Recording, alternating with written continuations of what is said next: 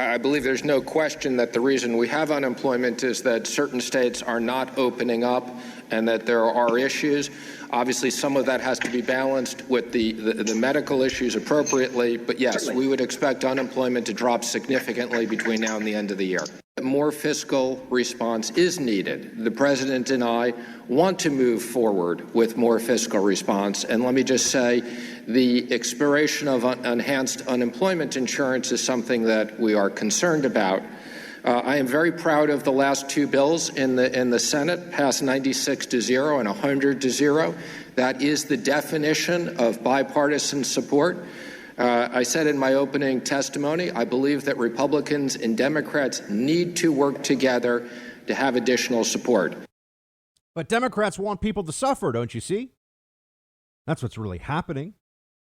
Treasury Secretary is saying, look, yeah, obviously if states would open up, it would help with the employment numbers a lot, but they won't.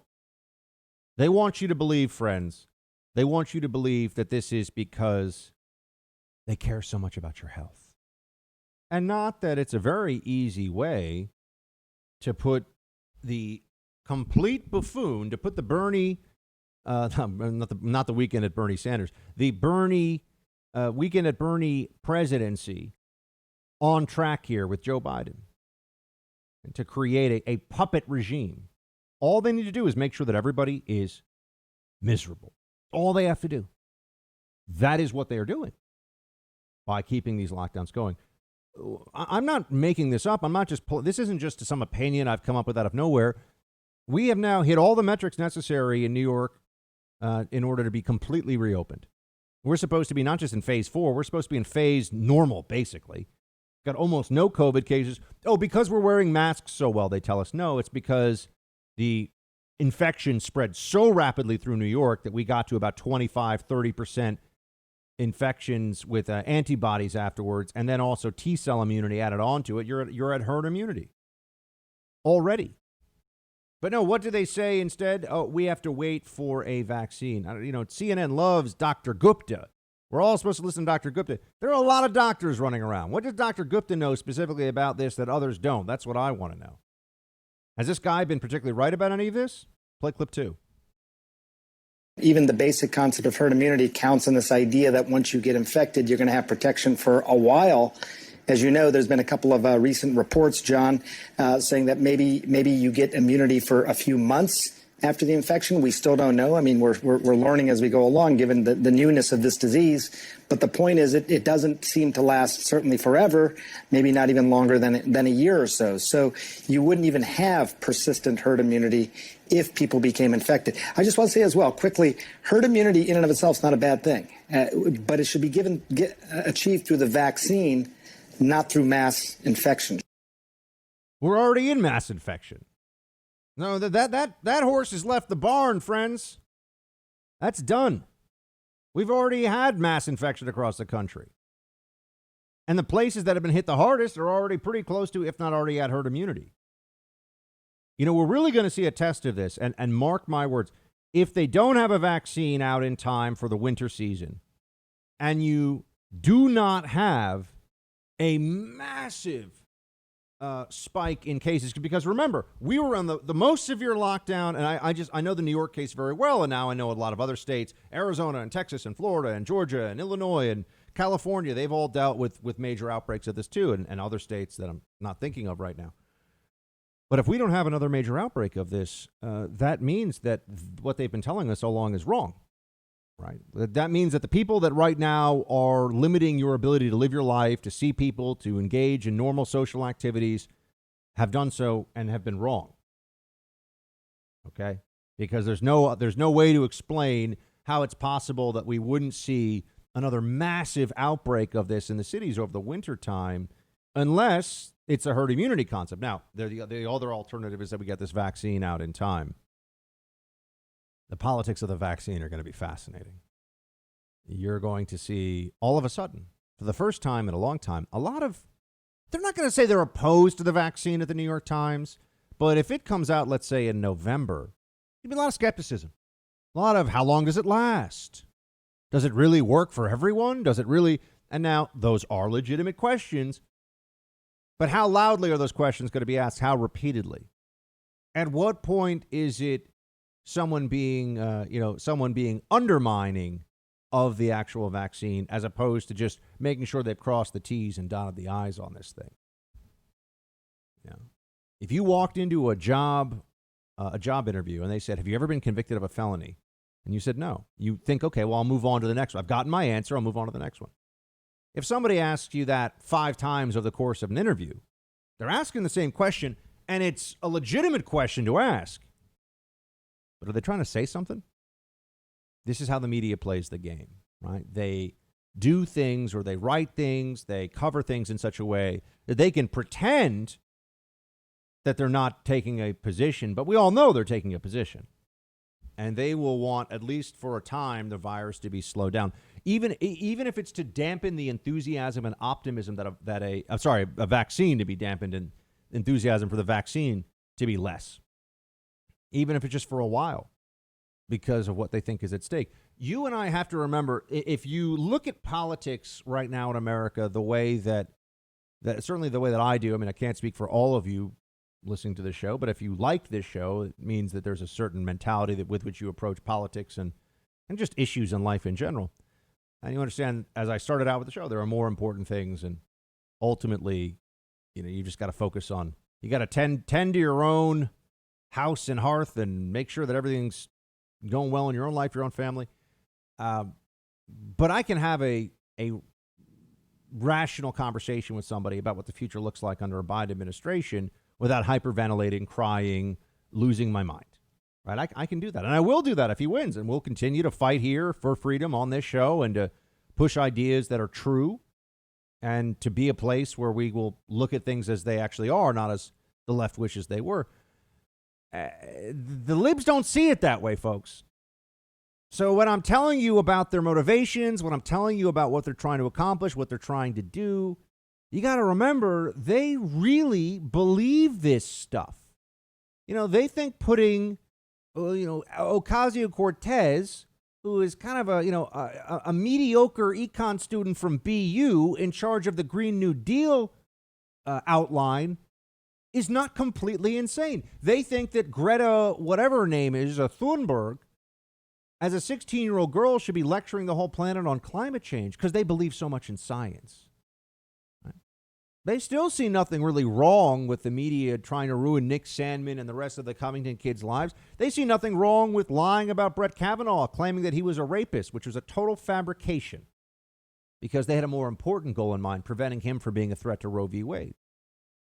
They emotionalize these issues and self-justify as they go through. No reason, no accountability. That's what the Democrat Party is all about. That's really at the core of it.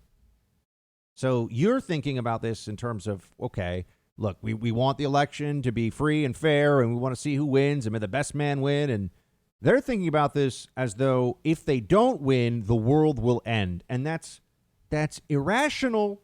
That's crazy. But that is how they see it. And it gets no benefit for you by downplaying that recognition, downplaying that reality. That is the way the left views positions they do on issues that you would think would be beyond politics. I'm not looking to see anyone suffer anymore from either getting COVID or from the lockdown policies. I want what's best for America, first and foremost. And if I thought that what the Trump administration was doing was damaging, was dangerous, I would say so. I think that the libs have lost their minds, and they cannot be counted on, even on the most essential core issues for our society. Things like, is it safe for us to go out? Can we finally start to live our lives? Can't trust them. You just can't trust them. It's more important to them that Trump loses the election than we have a dramatic decline in people losing their businesses and jobs between now and election. It's just more important to them, flat out. Sit down and talk to a liberal about this. Is it worth it if 5 million Americans lose their life savings because their business goes under and they don't have anything else left between now and election day? What is the liberal mentality is that if that means that Trump loses, it's worth it. This is true. It's worth it to them. They don't care. It doesn't bother them. Okay, that's the price. That's the price we have to pay. And really, the country needs to suffer. And remember that the religious component of Democrat belief, the country needs to suffer for its sins. In this case, the sin of electing Donald Trump and perhaps electing him again.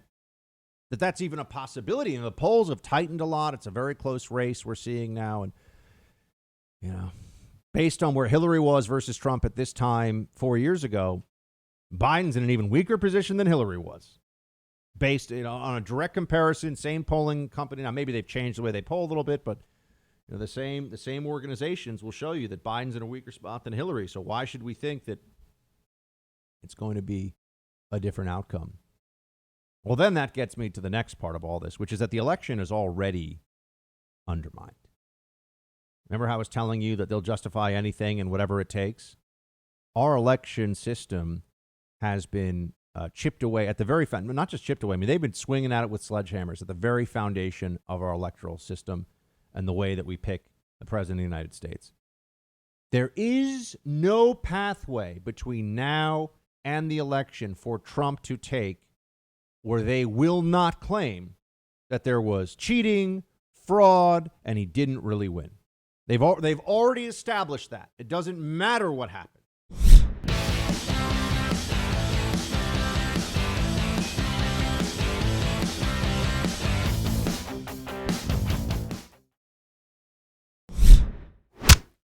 The biggest risk we have, I have to say, is this whole crazy thing where they're sending out 80 million ballots to people that don't even know what a ballot is. They're sending them all over. Applications for voting. Who's sending them? Where are they sending them? They're sending 80 million ballots to everybody. And there's tremendous cheating going to go on, as sure as you're sitting there. And all you have to do is look at the recent races that happened. It's the single biggest problem that there is, because everybody wants an honest election. I want an honest election. Here you have a president warning the American people that we're changing the rules at the last minute. The Democrats are changing the rules at the last minute for this election. And there's no way this isn't going to be disastrous, right? I told you yesterday about the red mirage, where, keep in mind, it doesn't matter how many outstanding ballots there really are. What the Democrats will do is say on election night, when Trump has, assuming that he ends up winning based on the actual polling places, the election, Democrats will say, no, we will not concede. There's too many outstanding mail-in ballots. That's going to be their guaranteed their go-to position. So they will not give Trump the satisfaction, the Trump voters, the American people, the American system, the stability of allowing Trump to be considered the president after winning on election night. They're going to drag it out. And that's just a stalling tactic. It's like trying to ice the kicker, right? They're going to call a timeout. And then what happens? Well, they're going to see what they can come up with during that timeout. Can they pay off a ref? Can they go up in the booth and, unplug the cameras so that nobody can call for instant replay, right? I mean, that's when they're going to figure out how best to cheat. But they freeze in place the electoral process and say, hold on. We know they've already done stuff like this. Look at the 2000 election. Look at their approach in 2000. What did they do then? Oh, that's right. They took this all the way to the Supreme Court. If you watch the HBO movie, because HBO, these channels all dominated by libs. Can we have one major media entertainment channel, not news? We've got Fox, entertainment channel. It doesn't have to be right wing. It doesn't have to all just be, stories from the Bible all day or something. No, well, that would actually be kind of cool. But it would be great just to have a channel where it wasn't constant left-wing propaganda whenever something was possible to propagandize, right? Which is a lot of things. No. Instead, you have people watching the recount movie on HBO, and they think that Bush stole the election. Democrats were doing something very easy, very easy to understand. They wanted to do recounts only in Democrat majority districts and not recounts in other places that had the same problems. That's a pretty obvious strategy, isn't it? But no, they try to muddy the waters and no, that's what they were doing. Recount in, Miami-Dade, don't recount in this other place. Recount in this blue stronghold, don't recount it. Absurd. But here you go. This was the New York Post. Confessions of a voter fraud. I was a master at fixing mail-in ballots. A top Democratic operative says voter fraud, especially with mail-in ballots, is no myth, and he knows this because he's been doing it on a grand scale for decades. Mail-in ballots have become the latest flashpoint in the 2020 elections. While President Trump and the GOP warn of widespread manipulation of the absentee vote that will swell with COVID polling restrictions, many Democrats and their media allies have dismissed such concerns as unfounded. But the political insider who spoke on the condition of anonymity because he fears prosecution said fraud is more the rule than the exception. His dirty work has taken him through the weeds of municipal and federal elections in Patterson, Atlantic City, Camden, Newark, Hoboken, and Hudson County, and his fingerprints can be found in local, legislative, mayoral, and congressional races across the Garden State. Some of the biggest names and highest office holders in New Jersey have benefited from his tricks, according to campaign records the Post reviewed. An election that is swayed by 500 votes, 1,000 votes, it can make a difference, the tipster said. It could be enough to flip states. The whistleblower, whose identity, rap sheet, and long history working as a consultant to various campaigns were confirmed by the New York Post, says he not only changed ballots himself over the years, but led teams of fraudsters and mentored at least 20 operatives in New Jersey, New York, and Pennsylvania, a critical 2020 swing state.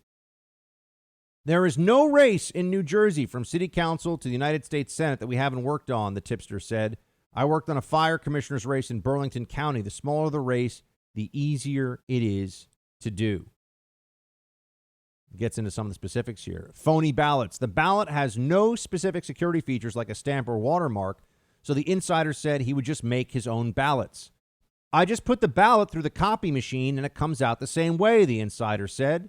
But the return envelopes are more secure than the ballot. You could never recreate the envelope, he said, so they had to be collected from real voters. He would have his operatives fan out, going house to house, convincing voters to let them mail completed ballots on their behalf as a public service.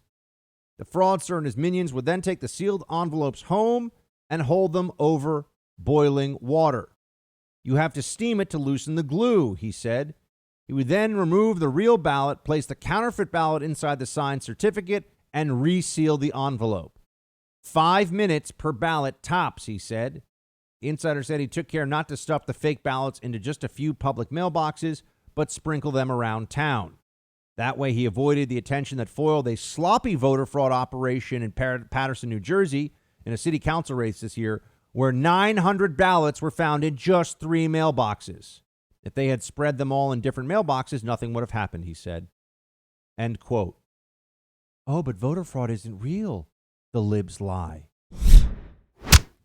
What does COVID-19 have to do with you losing your home? Well, cybercrime is up 75%, according to the FBI, since COVID-19 hit.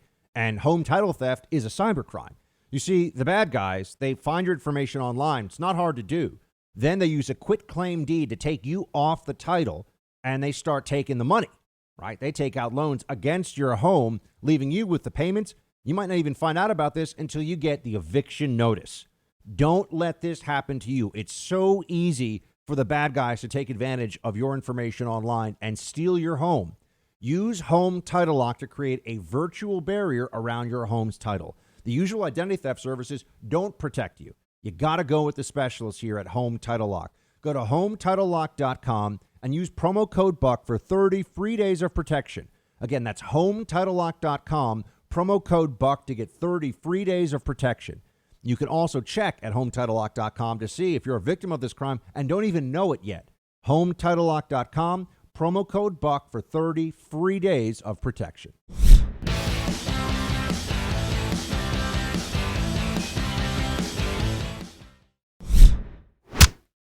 We're picking up information that these violent instigators were coming to Kenosha. They were coming from California, Washington State, a lot from Chicago, and they were coming up to Kenosha. So we expected matters to get worse. the violence that erupted shortly after the shooting is simply not a legitimate response to a police shooting. And the looting and the arson were unacceptable. And as it progressed, it became more and more distant from the issue of racial justice. It was violence for violence sake. And once again, we saw the hijacking of a protest by a hardcore group of radicals who were carrying out, planning a coordinated, violent attack on law enforcement, on public property, and on private property. And that can't be tolerated. You know, without the violence, and I agree with the Attorney General here that the protests are hijacked in a sense, because there are people who will protest against police brutality, and there have been. I've been to peaceful protests, actual peaceful protests. It does happen against police brutality. But I also would tell you that it doesn't really get attention, doesn't really move the needle, which is why the radicals are such an essential part for these movements. You're going to protest because the cops shoot a guy who's grabbing a knife after he's wanted on a felony sexual assault warrant, and the cops are called on him because he's gone to the home of the woman that alleged that he sexually assaulted her. You want to have a protest against the cops for that, go for it, but most people are going to say, we're going to wait and see how this shakes out before we decide whether or not we're going to think that this cop should be treated like a criminal and that there is a bigger systemic problem here. But once you start burning down buildings and you cause all this rage to be unleashed, well, now everyone's going to be talking about it. Now you're going to get the attention you want for your cause. So you really can't separate these things out and think of them as completely distinct events. They're really symbiotic at this point. I mean, the BLM movement, if it was just people holding signs and saying defund the cops, yeah, they would have gotten attention for a couple of weeks. But no, it's the shock troops of the movement that are the reason that people pay so much attention to it. It's because they burn down buildings. It's because they attack people in the streets and are violent against police that the movement feels more powerful than it otherwise would. But, you know, at first, Trump should not go to Kenosha. He did go to Kenosha yesterday. Here's what he said. Play clip 12. So I'm committed to helping Kenosha rebuild. We all are. We will provide $1 million to the Kenosha law enforcement so that you have some extra money to go out and do what you have to do. You took it was a rough week, to put it mildly, and you've done it incredibly well. I'm also providing nearly $4 million to support these small businesses that I talked about today that got burned down. And we're going to be providing over $42 million to support public safety statewide, including direct support for law enforcement and funding for additional prosecutors. So the president has showed up in Kenosha, and he's bringing real support. He's trying to do things to help the people there. And you know what the response is from the left initially about all this? First of all, that Trump going there makes it worse, right? That's it. Trump is making all this stuff worse, they'll tell you. Why? He's the president of the United States. This is the people of Kenosha would want, you would think, after what they've been through, where non-Kenosians or Kenosians or whatever are destroying their city because of BLM. No, the president showing up is a sign of real solidarity with the suffering business owners. And also, can you imagine if this was your community? I mean, it's not a very big place. I mean, this is right in the downtown. It's a city of 100,000. Can you imagine if this is what you were being subjected to? You had to be concerned about what happens at night. And there are people that work at night. There are convenience store clerks. There are, nurses that are on night shift. There are, people actually have to be able to go about their lives at night too. We shouldn't be living in a country where there are American cities where at night it's just a free fire zone for the lunatics. But that's what the Democrats will give you. And it's not just in Kenosha, it's also in Portland. And the president says, look, we're happy to try to help Portland. Play 13. We'd love to help Oregon, would love to help, really love to help Portland. because we could solve that problem so easily. We have the people, they're ready. They could be there in less than an hour, and it would all end. And they got a glimpse of that in this great state. They got a really good glimpse of it. It happened very quickly.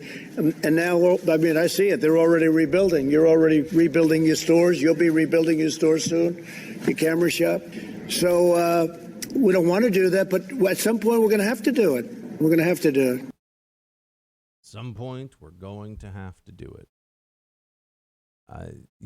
Ted Wheeler, the mayor of Portland, or as I call him, Antifa's errand boy, he has been chased out of his $800,000 condo in Portland. He's been chased out of his own home by the maniacs that he defends at every turn, at every opportunity, because they were shooting fireworks outside of his window. I mean, actual real deal fireworks. I saw a video of it, just lighting it up right outside his window. Can you imagine?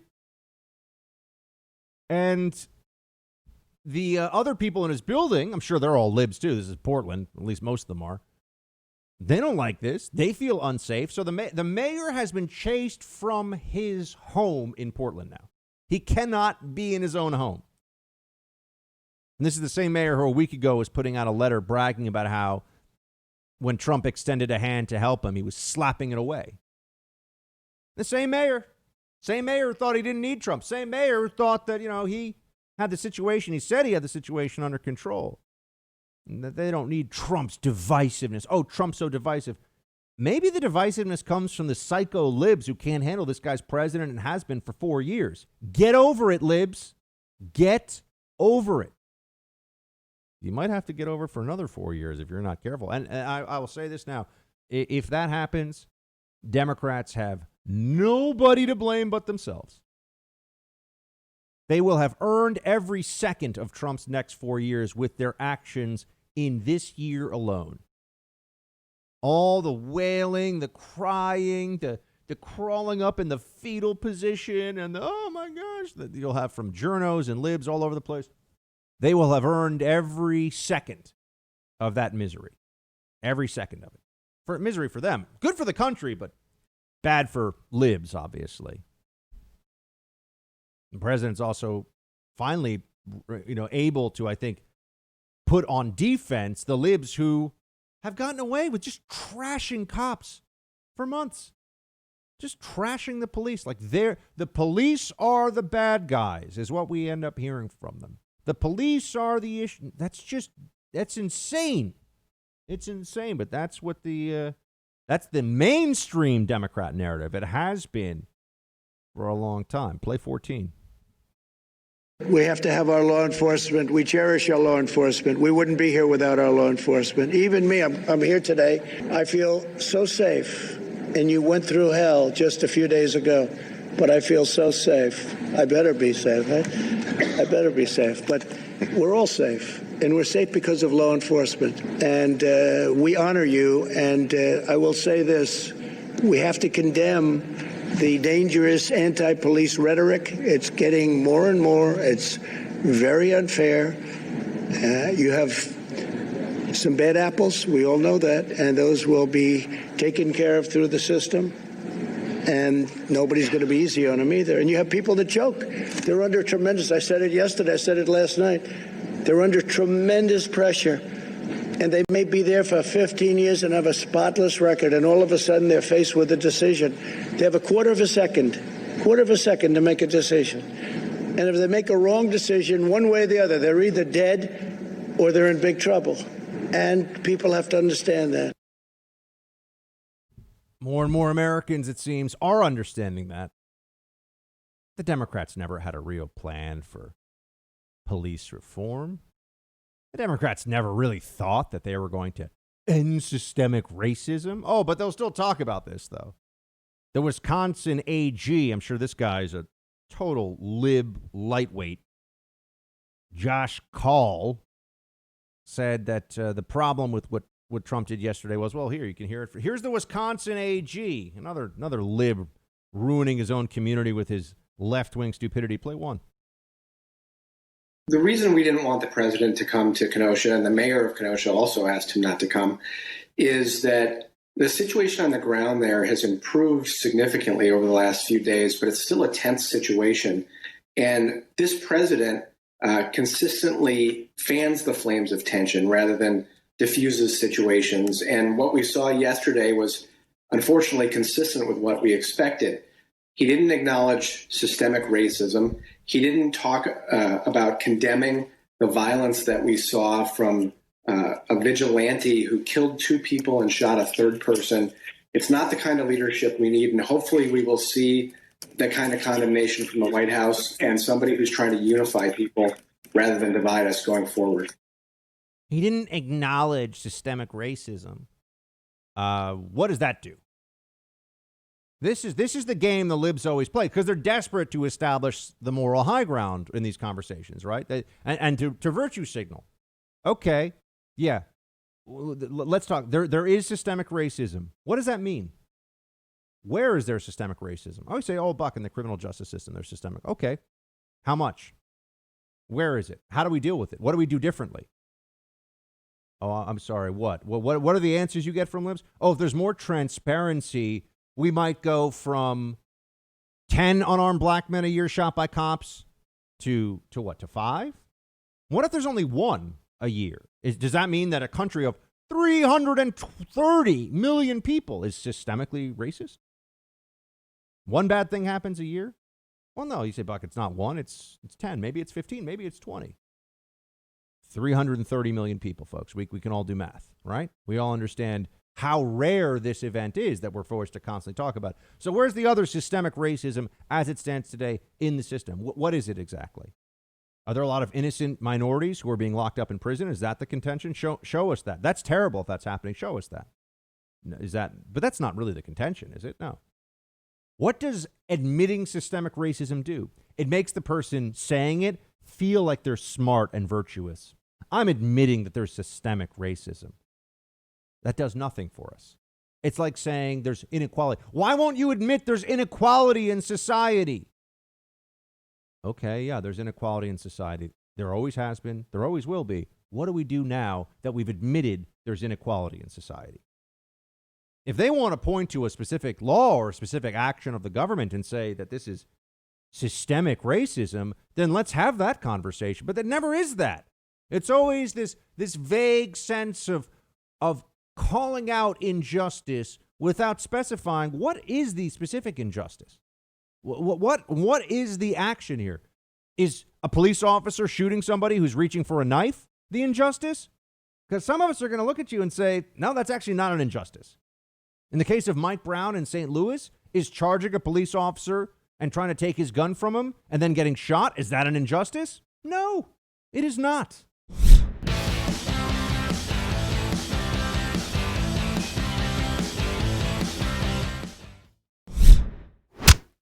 Trump did go to Kenosha, and there's more than ever a clear distinction between the Democrat and Republican positions on this issue. And the Democrats are reeling right now. They feel like they've been thrown off balance. They're on their back heels. What are they going to do now? Right? What happens now that the American people have figured out, hold on a second, the Democrats are crazy when it comes to law enforcement issues, when it comes to support of BLM and AntiFa. I mean, they won't call out what's going on with AntiFa and forget about calling it out, take action. They don't want law enforcement to toss these lunatics on the ground, flex cuff them, and process them for the crimes they are committing. They don't like that. That because they're Biden voters. It's the Biden base. But initially it was Trump shouldn't go to Kenosha. And then all the libs, all the Democrats are out there with Trump didn't do a good job in Kenosha. And Biden's not going to go there because he doesn't want to make things, go in the wrong direction right now. Oh, just kidding. Looks like the polls must have showed up because now, well, actually, no, hold on. Here is a Biden campaign official, Simone Sanders, on why Biden's not going. Play 21. Vice President Biden is looking forward to getting to Wisconsin very soon. It's a priority for us.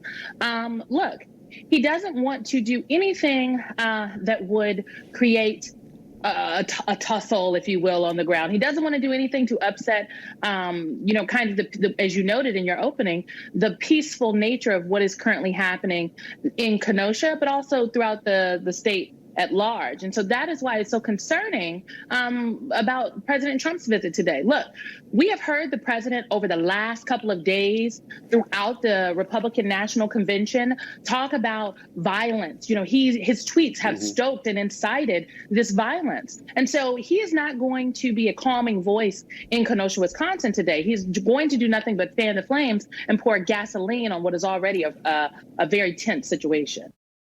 Wait, I thought it was the peaceful nature of things. Why is it such a tense situation? Which one is it? Simone Sanders doesn't seem clear on what she's talking about here, or at least what her assessment of it is. Biden doesn't want to go because it's peaceful and doesn't want to stir things up, but also things are really tense there and problematic, so maybe Biden shouldn't go. What? Which one is it? Is it that he doesn't want to mess up the peaceful thing, or he can't go because it's a violent thing and doesn't want to be around that?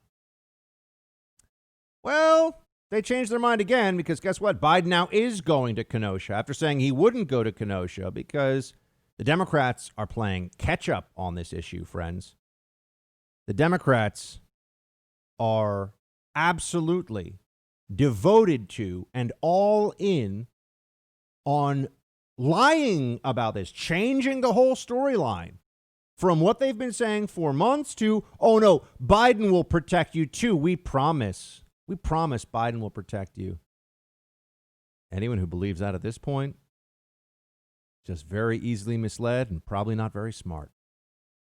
Democrats have a big problem entirely of their own making, totally unnecessary too. In a sense, you wish we didn't have to go through this as a country, but at least there's some justice with their panic.